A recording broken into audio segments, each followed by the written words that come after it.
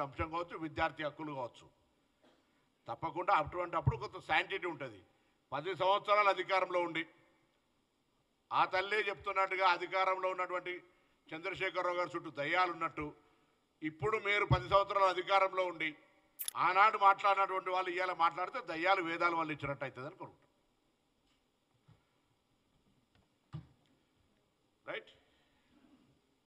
రేవంత్ రెడ్డి గారి నాయకత్వంలో రాహుల్ గాంధీ గారి మార్గనిర్దేశకములో నిర్ణయం ఫిబ్రవరి 4, 2024 నుండి ఫిబ్రవరి 4, 2025 లోపల నివేదిక ఇచ్చి చట్టసభల్లో ఆమోదింపజేసుకొని బిల్లు రూపం లోపల దాన్ని చట్టం చేసుకొని బిల్ నెంబర్ 3, 4 ద్వారా గవర్నర్ గారికి పంపి గవర్నర్ గారు లీగల్ ఒపీనియన్ తీసుకున్న తర్వాత గౌరవ రాష్ట్రపతి గారికి పంపినటువంటి ఈ స్టేజ్లో నిన్న కొంతమంది బలహీన వర్గాలకు సంబంధించి అన్నం వండే గదిలో ఒక బియ్యం ఇచ్చేసి మేము కూడా పొత్తు అన్నట్టు ఉండడం కొరకు నేను అడుగుతా ఉన్నా.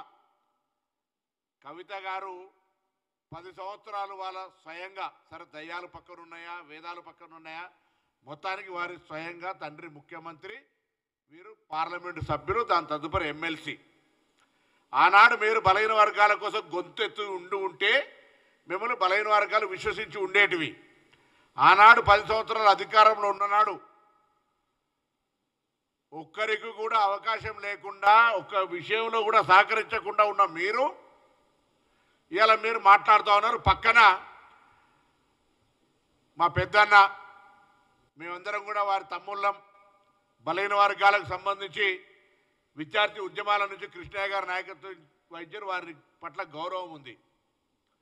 వారిని కూడా కోరుతారు, అన్న మీరు రాజ్యసభ సభ్యులు భారతీయ జనతా పార్టీ నుంచి ప్రాతినిధ్యం వహిస్తూ ఉన్నారు. ఇవాళ మీ నాయకత్వంలో తెలంగాణ బలహీన వర్గాల ప్రజాప్రతినిధులు రాజకీయాలకు అతీతంగా అందరం ఢిల్లీకి వస్తాం.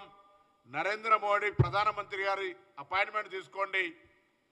మేము ఇక్కడి నుంచి చట్టం చేసి పంపినటువంటి బిల్లులు ఇటీవల సుప్రీంకోర్టు కూడా తీర్పిచ్చింది. 3 నెలల లోపల గవర్నర్ గారి రాష్ట్రపతి గారికి సంబంధించినటువంటి అంశాలను పరిశీలన చేసి వాటిని క్లియర్ చేయాలని నేను మిమ్మల్ని కోరుతా ఉన్నా. పెద్దన్నగా మీకు కూడా తెలుసు, మేము విద్యార్థి ఉద్యమాల్లో ఉన్నప్పుడు మీరు రాష్ట్ర స్థాయి విద్యార్థి ఉద్యమాలు బలహీన వర్గాల ఉద్యమాలు చేసేటప్పుడు అప్పటి నుంచి మీకు మాకు సాన్నిధ్య సంబంధం ఉంది. ఇలా మంత్రిని కావచ్చు, మీ తమ్ముడిగా, మంత్రిగా, పెద్దన్నగా, రాజ్యసభ సభ్యుడిగా, అధికార పార్టీ సభ్యుడిగా బాల్ కేంద్రంలో ఉన్నటువంటి పరిస్థితులల్లా మీరు ఈ ఉద్యమానికి 42% రిజర్వేషన్ సంబంధించినటువంటి నిర్ణయం విషయం లోపల మా పార్టీ చాలా క్రిస్టల్ క్లియర్. రాహుల్ గాంధీ గారిది ఎజెండా. రాహుల్ గాంధీ గారు ఓపెన్ మైదాన్లో పార్లమెంటులో కానీ ఎక్కడ కానీ ఇది మా విజన్ అని చెప్తా ఉన్నాడు. తెలంగాణలో మేము ఎంపైరికల్ డాటా ఏ కోర్టులు ఇందిరా సహాని కావచ్చు ఏ కోర్టులు చెప్పినా మేము ఇవాళ బరాబర్ ఎంపైరికల్ డాటా ప్రామాణికమైనటువంటి సమాచారం తెలంగాణ ప్రభుత్వం దగ్గర ఉంది. ఇందిరా సహాని కేసులు అదే చెప్పారు.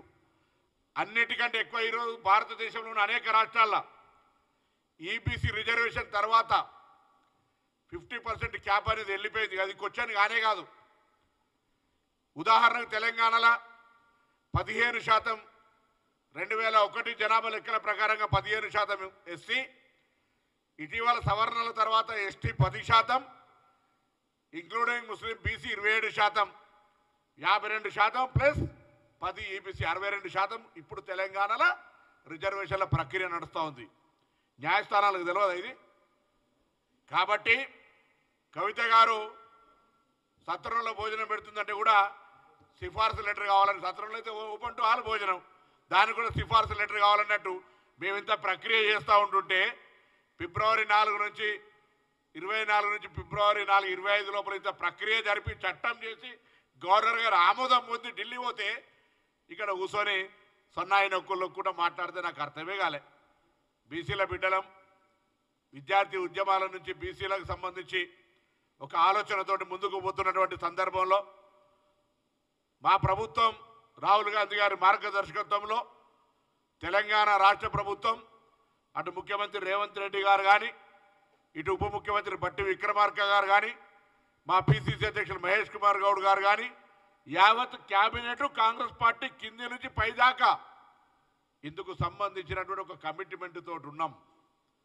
నేను అడుగుతున్నా, 10 ఏళ్ళ అధికారంలో మీరు పట్టించుకోలే. ఇప్పుడు బీసీలకు సంబంధించిన నాయకులు పక్కన కూర్చొని పెట్టుకొని ఏదో మాట్లాడితే మాకు కొంత శాంటిటీ వస్తుంది, లేకపోతే ఏదో ప్రజల్లో పేరు వస్తుంది అనుకుంటే మీ అపోహ.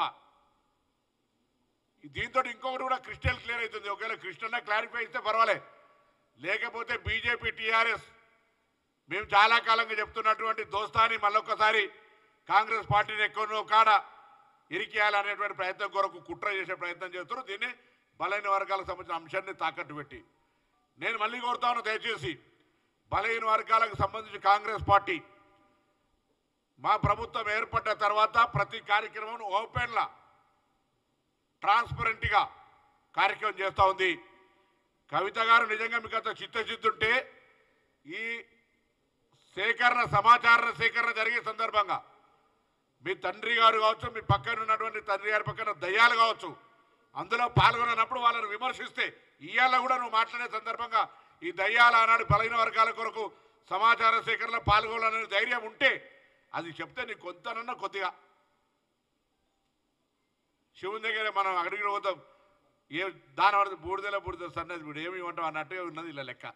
అందుకే నేను మరొక్కసారి పెద్దలు రాజ్యసభ సభ్యులు బలహీన వర్గాల పట్ల సంబంధించినటువంటి అంశం ఉన్నటువంటి కృష్ణయ్య గారు, మిగతా అందరూ కూడా ఉన్నారు, జాజుల శ్రీనివాస్ గారు ఉన్నారు, మిగతా అన్ని కుల సంఘాలకు సంబంధించిన నాయకులు ఉన్నారు, బలహీన వర్గాల విద్యార్థి యువజన ఉద్యోగ సంక్షేమ సంఘాలు అనేకంగా ఉన్నాయి. వాళ్ళందరూ కూడా హృదయపూర్వకంగా కోరుతా ఉన్నా, మా ప్రభుత్వం చిత్తశుద్ధితో ఉంది.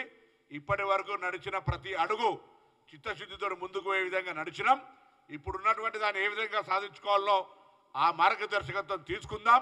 కృష్ణయ్య గారిని కోరుతా ఉన్నా, మీరే బలహీన వర్గాల ప్రతినిధులు తీసుకొని ఢిల్లీకి పోదాం, మేము మీ వెంబడి వస్తాం, ఈ అంశాన్ని పరిష్కారం చేసే దిశలా తీసుకుపోమని చెప్పి నేను ఈ సందర్భంగా కోరుతా ఉన్నా. కవిత లాంటి వాళ్ళతోటి 10 ఏళ్ళ అధికారంలో ఉండి బలహీన వర్గాలకు న్యాయం చేయనటువంటి వాళ్ళతోటి కూర్చొని గౌరవాన్ని తక్కువ చేసుకోవద్దని కూడా ఈ సందర్భంగా కోరుతా ఉన్నా.